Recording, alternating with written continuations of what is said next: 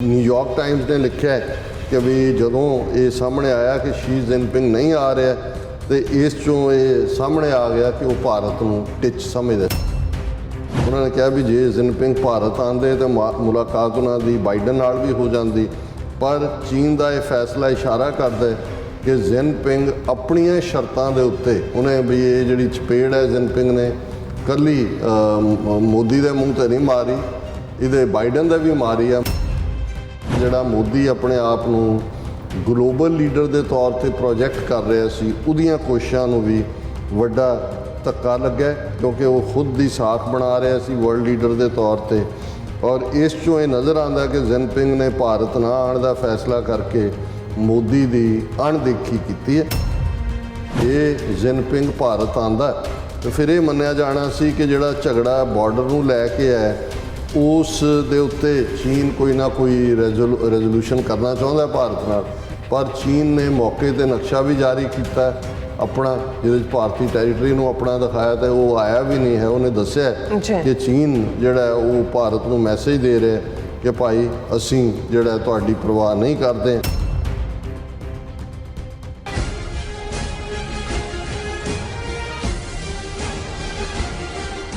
Viewers welcome back on programme. So viewers गलबात करन जा रहे हैं कि चीन के प्रेजिडेंट शी जिनपिंग वालों G20 सम्मेलन में शामिल ना होने के ऐलान ने भारत की सारी फूक जी है कढ़ दी है और प्रेजिडेंट बाइडन ने भी इस ते काफ़ी निराशता का ਜਿਹੜਾ ਇਜ਼ਹਾਰ ਕੀਤਾ ਔਰ ਇਸ ਸੰਬੰਧੀ ਵਿਦੇਸ਼ੀ ਮੀਡੀਆ ਦਾ ਕੀ ਕਹਿਣਾ ਹੈ। ਸੋ ਇਸ ਬਾਰੇ ਆਪਾਂ ਗੱਲਬਾਤ ਕਰਨ ਜਾ ਰਹੇ ਹਾਂ। ਸੋ ਅਸੀਂ ਚਾਹਾਂਗੇ ਕਿ ਤੁਸੀਂ ਇਸੇ ਤਰ੍ਹਾਂ ਬਣੇ ਰਹਿਣਾ, ਦੇਖਣ ਸੁਣ ਲਈ ਲਿਖਣ ਲਈ ਤੁਹਾਡਾ ਸਭ ਦਾ ਬਹੁਤ ਬਹੁਤ ਧੰਨਵਾਦ ਜੀ। ਡਾਕਟਰ ਸਾਹਿਬ ਕੀ ਵਿਚਾਰਾਂ ਨੇ?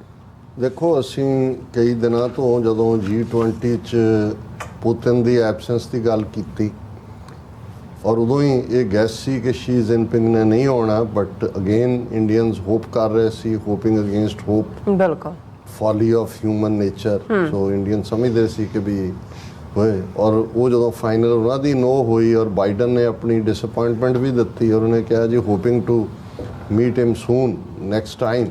ਸੋ ਮਤਲਬ ਇਹ ਸੀ ਕਿ ਅਮਰੀਕਾ ਨੂੰ ਵੀ ਲੱਗਾ ਕਿ ਵੀ ਇਹ G20 ਦੀ ਤਾਂ ਗੱਲ ਮੁੱਕ ਗਈ। ਹਾਲਾਂਕਿ ਹੁਣ ਵਾਈਟ ਹਾਊਸ ਤਾਂ ਕਹਿ ਰਿਹਾ ਕਿ ਵੀ ਬਾਈਡਨ ਜਾਏਗਾ, ਪਰ ਉਹਦੀ ਘਰ ਵਾਲੀ ਨੂੰ ਕੋਵਿਡ ਹੋ ਗਿਆ ਔਰ ਉਹਦਾ ਵੀ ਬਾਈਡਨ ਦਾ ਟੈਸਟ ਕੀਤਾ ਕਿ ਜੀ ਅਜੇ ਤਾਂ ਨੈਗੇਟਿਵ ਹੈ, ਹੋ ਸਕਦਾ ਜਾਣ ਲੱਗੇ ਉਹਨੂੰ ਲੱਗੇ ਫਾਇਦਾ ਨਹੀਂ, ਉਹ ਵੀ ਕੋਵਿਡ ਪੋਜ਼ਿਟਿਵ ਹੋ ਗਿਆ।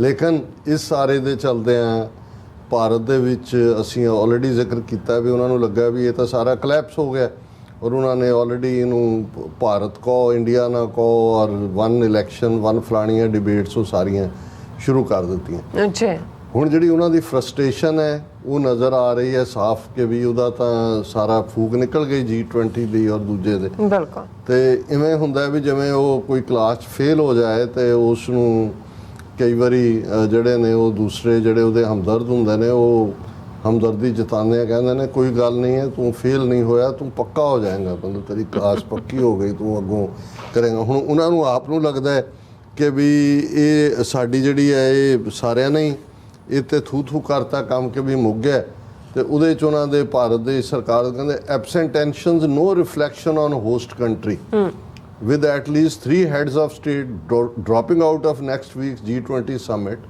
Mexico ਦਾ president ਵੀ ਨਹੀਂ ਜਾ ਰਿਹਾ। ਅੱਛਾ। Sources have pointed out that abstentions are to be expected as it is not always possible for every leader to attend every summit। ਕਿ ਜੀ ਹਰ ਵਾਰੀ ਜ਼ਰੂਰੀ ਥੋੜੀ ਹੁੰਦਾ। ਸ਼ੀ ਜਿਨਪਿੰਗ ਨੇ ਅੱਜ ਤੱਕ ਕੋਈ G20 ਮੀਟਿੰਗ ਮਿਸ ਨਹੀਂ ਕੀਤੀ। ਜੇ ਉਹਨਾਂ ਨੇ ਕੀਤੀ ਇਹਦਾ ਮੈਸੇਜ ਉਹਨੇ ਬੜਾ ਕਲੀਅਰਲੀ ਦਿੱਤਾ ਹੈ। ਫਿਰ ਉਹਨਾਂ ਨੇ ਸਾਊਥ ਬਲਾਕ ਨੇ ਜਿਹੜਾ ਉਹਨੂੰ ਜਸਟੀਫਾਈ ਕਰਨ ਦਾ ਜੀ ਕੋਈ ਗੱਲ ਨਹੀਂ ਹੈ, ਜੇ ਕੋਈ ਨਹੀਂ ਵੀ ਆ ਰਿਹਾ ਬਾਕੀ ਤਾਂ ਉਹਨਾਂ ਦੇ ਡੈਲੀਗੇਸ਼ਨ ਤਾਂ ਹੋਣਗੇ, ਫਿਜ਼ੀਕਲ ਸਮਿਟਸ ਹੋਣਗੀਆਂ, ਫਿਰ ਫਲਾਣਾ ਹੋਏਗਾ ਢਿਮਕਾ ਹੋਏਗਾ। ਲੇਕਿਨ ਫੋਰਨ ਮੀਡੀਆ ਨੇ ਇਸ ਦੇ ਉੱਤੇ ਦਿਲਚਸਪ ਕਮੈਂਟ ਕੀਤੇ ਨੇ ਔਰ ਨਿਊਯਾਰਕ ਟਾਈਮਸ ਨੇ ਲਿਖਿਆ ਕਿ ਵੀ ਜਦੋਂ ਇਹ ਸਾਹਮਣੇ ਆਇਆ ਕਿ ਸ਼ੀ ਜਿਨਪਿੰਗ ਨਹੀਂ ਆ ਰਿਹਾ ਤੇ ਇਸ ਚੋਂ ਇਹ ਸਾਹਮਣੇ ਆ ਗਿਆ ਕਿ ਉਹ ਭਾਰਤ ਨੂੰ ਟਿਚ ਸਮਝਦਾ। ਇਹ ਨਿਊਯਾਰਕ ਟਾਈਮਸ ਦਾ ਰਿਐਕਸ਼ਨ ਹੈ।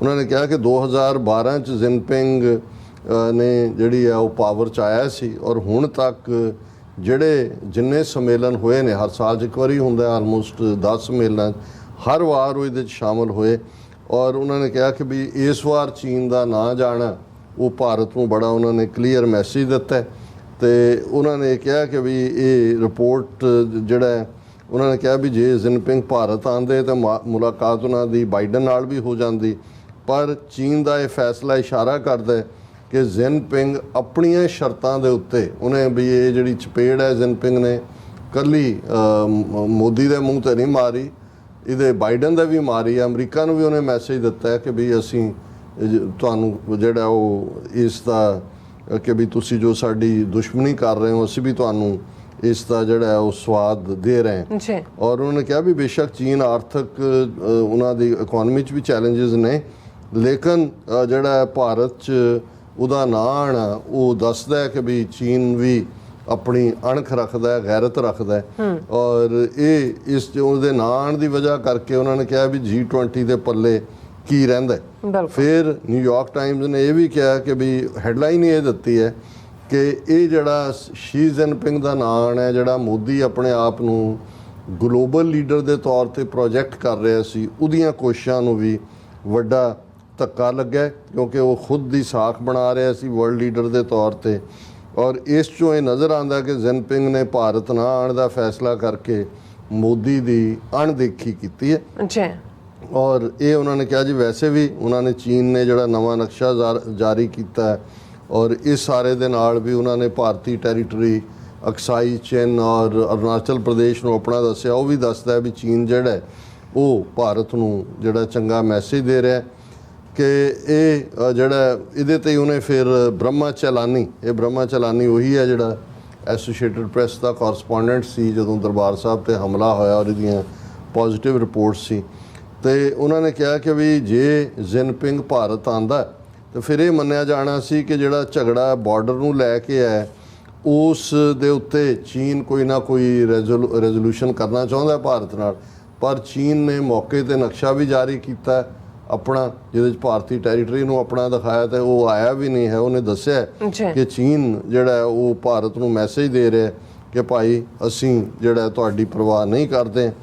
ਹੁਣ ਸਾਊਥ ਚਾਈਨਾ ਮਾਰਨਿੰਗ ਪੋਸਟ, ਇਹ ਚੀਨ ਦੀ ਅਖਬਾਰ ਹੈ, ਉਹਨੇ ਵੀ ਜਿਨਪਿੰਗ ਦੇ ਭਾਰਤ ਨਾਲ ਆਉਣ ਦੀ ਰਿਪੋਰਟ ਨੂੰ ਦਰਜ ਕੀਤਾ ਤੇ ਉਹਨਾਂ ਨੇ ਇਹ ਕਿਹਾ ਕਿ ਵੀ ਇਸ ਦੇ ਨਾਲ ਜਿਨਪਿੰਗ ਨੇ ਹੁਣ ਇਹ ਕਿਉਂਕਿ ਚਾਈਨਾ ਦਾ ਆਫੀਸ਼ੀਅਲ ਪੇਪਰ ਹੈ ਕਿ ਜਿਨਪਿੰਗ ਨੇ ਨਾ ਆ ਕੇ ਬਾਈਡਨ ਨੂੰ ਵੀ ਮੈਸੇਜ ਦਿੱਤਾ ਔਰ ਭਾਰਤ ਨੂੰ ਵੀ ਦਿੱਤਾ ਔਰ ਉਹਨਾਂ ਨੇ ਕਿਹਾ ਕਿ ਵੀ ਇਹ ਜਿਹੜਾ ਬਾਈਡਨ ਨੂੰ ਸੀ ਕਿ ਜੀ ਮੁਲਾਕਾਤ ਹੋ ਜਾਏਗੀ ਜਾਂ ਦੂਸਰਾ, ਇਹ ਉਹਨਾਂ ਨੇ ਇਸ ਦੇ ਨਾਲ ਇਹ ਦੱਸ ਦਿੱਤਾ ਹੈ ਵੀ ਚੀਨ ਅਮਰੀਕਾ ਦੀ ਵੀ ਜਿਹੜਾ ਹੈ ਜੇ ਅਮਰੀਕਾ ਦਬਾਅ 'ਚ ਲਿਆਉਣਾ ਚਾਹੁੰਦਾ ਹੈ ਭਾਰਤ ਨੂੰ ਵਰਤ ਕੇ ਤੇ ਚੀਨ ਜਿਹੜਾ ਹੈ ਉਸ ਦੀ ਪਰਵਾਹ ਨਹੀਂ ਕਰਦਾ ਹੈ।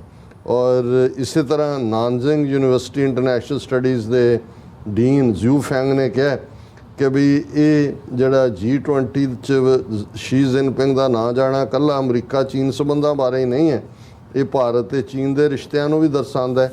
ਔਰ ਇਸ ਦੇ ਨਾਲ ਜਿਹੜਾ ਹੈ ਚੀਨ ਨੇ ਭਾਰਤ ਨੂੰ ਵੀ ਜ਼ਿਆਦਾ ਸਟਰੋਂਗਲੀ ਮੈਸੇਜ ਦਿੱਤਾ ਹੈ ਕਿ ਵੀ ਤੁਸੀਂ ਜਿਹੜਾ ਅਮਰੀਕਾ ਦੇ ਢੇਰ ਚੜ੍ਹੇ ਹੋਏ ਹੋ ਤੇ ਹੁਣ ਇਸ ਦਾ ਤੁਹਾਨੂੰ ਜਿਹੜਾ ਉਹ ਉਸ ਲਈ ਜਵਾਬ ਦੇ ਬਣਾਇਆ ਜਾਏਗਾ।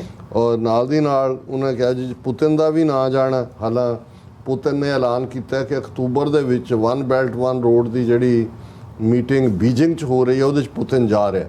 ਸੋ ਉਹਦਾ ਮਤਲਬ ਇਹ ਹੈ ਕਿ ਪੁਤਿਨ ਦਾ ਹੁਣ ਨਾ ਆਉਣਾ ਪਰ ਅਕਤੂਬਰ ਵਾਲੇ 'ਚ ਚੀਨ ਜਾਣ ਦਾ ਮਤਲਬ ਇਹ ਹੈ ਕਿ ਭਾਰਤ ਲਈ ਹੋਰ ਵੀ ਮੁਸ਼ਕਲਾਂ ਕ੍ਰੀਏਟ ਹੋ ਰਹੀਆਂ ਨੇ ਕਿ ਚੀਨ ਔਰ ਰੂਸ ਇੱਕ ਪਲੇਟਫਾਰਮ ਤੇ ਨੇ ਔਰ ਜਿਹੜਾ ਰੂਸ ਹੈ ਉਹਦਾ ਵੀ ਪ੍ਰੈਜ਼ੀਡੈਂਟ ਨਹੀਂ ਆ ਰਿਹਾ। ਫਿਰ ਇਸੇ ਤਰ੍ਹਾਂ ਬਲੂਮਬਰਗ, ਇਹ ਵੀ ਇੰਟਰਨੈਸ਼ਨਲ ਪਬਲੀਕੇਸ਼ਨ ਹੈ ਜਿਹਦੇ ਵੱਲ ਹਰ ਇੱਕ ਦਾ ਧਿਆਨ ਜਾਂਦਾ ਹੈ, ਉਹਨੇ ਕਿਹਾ ਕਿ ਜਿਨਪਿੰਗ ਦਾ ਭਾਰਤ ਨਾਲ ਆਉਣਾ ਮੇਜ਼ਬਾਨ PM ਮੋਦੀ ਲਈ ਝਟਕੇ ਦੀ ਤਰ੍ਹਾਂ।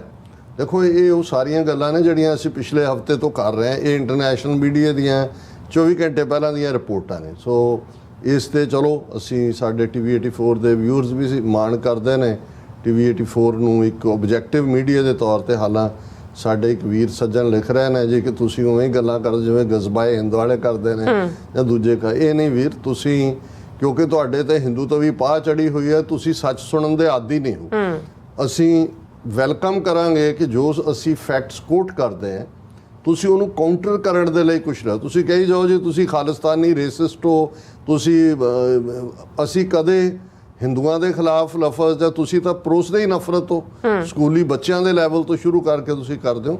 ਅਸੀਂ ਫੈਕਟਸ ਨਾਲ ਹੁਣ ਆ ਮੀਡੀਆ ਰਿਪੋਰਟਸ ਨੇ, ਤੁਸੀਂ ਮੈਂ BBC ਨੂੰ ਜਿਹੜਾ ਕ੍ਰੈਡੀਬਲ ਸੋਰਸ ਹੈ ਕੋਟ ਕਰ ਰਿਹਾ ਜਾਂ PTI ਹੁੰਦੀ ਹੈ ਤੁਹਾਡੀ, ਕਈ ਵਾਰੀ ਤੁਹਾਡੀ ANI ਜਾਂ UNI ਨੂੰ ਮੈਂ ਕੋਟ ਕਰ ਰਿਹਾ ਹੁੰਦਾ।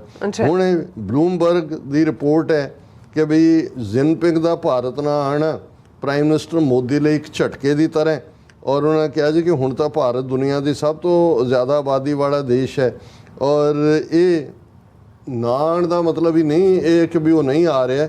ਇਸ ਦਾ ਮਤਲਬ ਹੈ ਕਿ ਕੋਈ ਸਾਂਝੀ ਸਟੇਟਮੈਂਟ, ਕਿਉਂਕਿ ਜਦੋਂ ਇਹਨਾਂ ਦੀ ਕਾਨਫਰੰਸ ਖਤਮ ਹੁੰਦੀ ਹੈ G20 ਦੀ, ਇੱਕ ਡੈਕਲੇਰੇਸ਼ਨ ਹੁੰਦੀ ਹੈ ਜਿਵੇਂ ਬਾਲੀ ਇੰਡੋਨੇਸ਼ੀਆ 'ਚ ਹੋਈ ਸੀ। ਹੁਣ ਇਸ ਵਾਰ ਜੇ ਰਸ਼ੀਆ ਦਾ ਫੋਰਨ ਮਿਨਿਸਟਰ ਆ ਰਿਹਾ ਤਾਂ ਉਹਨੇ ਪਹਿਲਾਂ ਹੀ ਪ੍ਰੈਸ ਕਾਨਫਰੰਸ ਕਰਕੇ ਕਿਹਾ ਜੀ ਉਹ ਬਾਲੀ ਵਾਂਗ ਯੂਕਰੇਨ ਵਾਰ ਵਾਲਾ ਜਿਹੜਾ ਉਹ ਐਡ ਨਹੀਂ ਕਰਨਾ ਹੈ ਵਿੱਚ, ਕਿਉਂਕਿ ਇਹ ਜਿਹੜੀ ਆ ਫਾਈਨੈਂਸ਼ੀਅਲ ਮੈਟਰਸ ਦੇ ਉੱਤੇ ਡਿਸਕਸ ਕਰਨ ਲਈ G20 ਬਣੀ ਹੈ। ਸੋ ਇਸ ਗੱਲ ਨੇ ਜ਼ਾਹਰ ਕਰ ਦਿੱਤਾ ਹੈ ਵੀ ਚੀਨ ਦਾ ਤਾਂ ਆਪਣਾ ਸਟੈਂਡ ਜੋ ਹੈ ਹੀ ਹੈ। ਰੂਸ ਵੀ ਐਸੀ ਕਿਸੇ ਸਟੇਟਮੈਂਟ ਤੇ ਉਹਨਾਂ ਦਾ ਵਿਦੇਸ਼ ਮੰਤਰੀ ਵੀ ਦਸਤਖਤ ਨਹੀਂ ਕਰੇਗਾ ਜਿਹਦੇ 'ਚ ਯੂਕਰੇਨ ਵਾਰ ਦਾ ਜ਼ਿਕਰ ਹੋਏ ਔਰ ਰੂਸ ਨੂੰ ਹਮਲਾਵਰ ਦੱਸਿਆ ਜਾਏ। ਉਹਨੇ ਨਾਲ ਹੀ ਕਿਹਾ ਬਲੂਮਬਰਗ ਨੇ ਕਿ ਜਿਹੜਾ ਚੀਨ ਦਾ ਇਹ ਫੈਸਲਾ ਹੈ ਇਹ ਦੱਸਦਾ ਹੈ ਕਿ ਜਿਨਪਿੰਗ ਕਿਸ ਤਰ੍ਹਾਂ ਕੰਮ ਕਰਦੇ ਨੇ।